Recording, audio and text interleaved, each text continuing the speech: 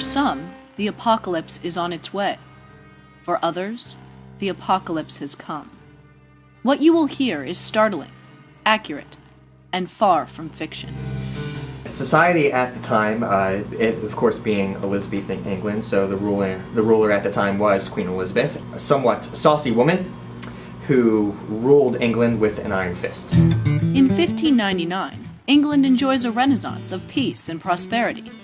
The 100 Years' War has ended, the Spanish Armada defeated, and London's population has reached an all-time high.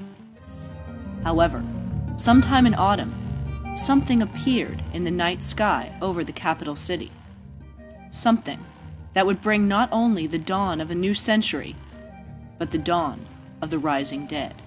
It entered from about the northwest direction to this area right outside of the Tower of London. There is a small tavern that was destroyed when the comet hit. The tavern has since been rebuilt by the family. Right through here, came down, that's the story says.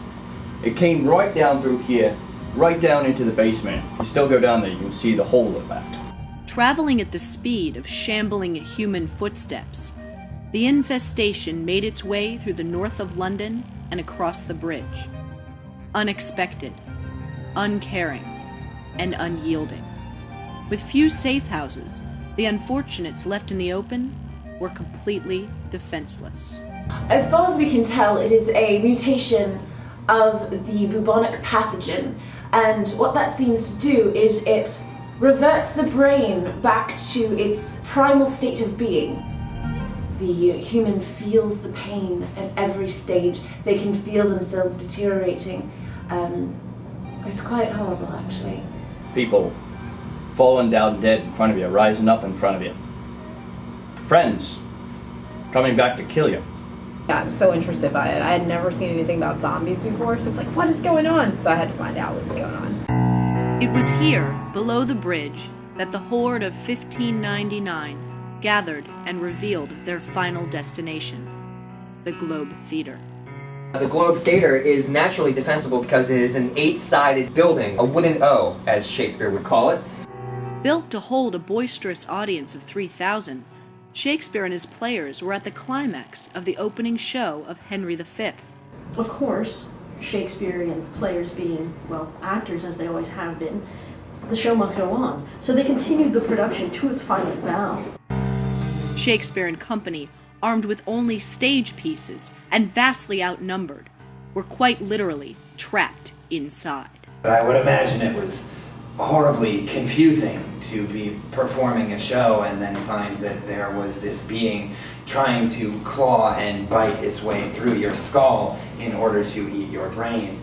There have been reports of reanimated bodies where it was literally just a torso and a head, that as people walked by, the head would still try to consume those passing by.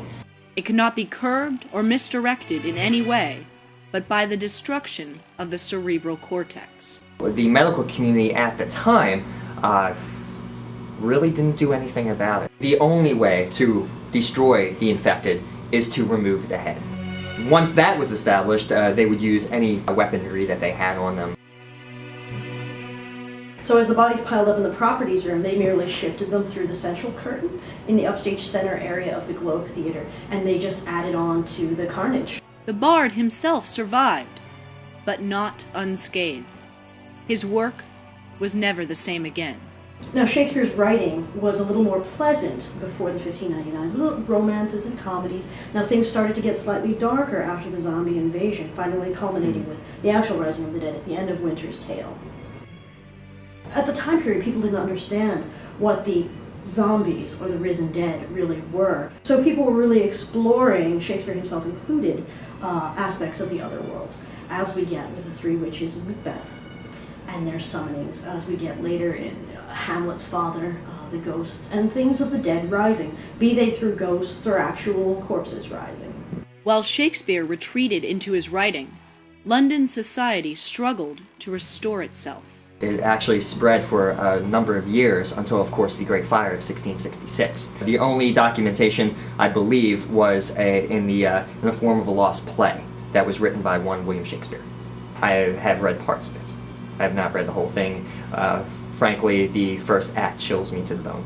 What is known for sure? London survived a dark pestilence. A seminal event full of great implications, signifying even more. That's the funny thing, it's always there, it's just waiting. But with the clutter of history, have we passed over, or worse, ignored a menace that only waits for the next chance to rise, seemingly, from the dead?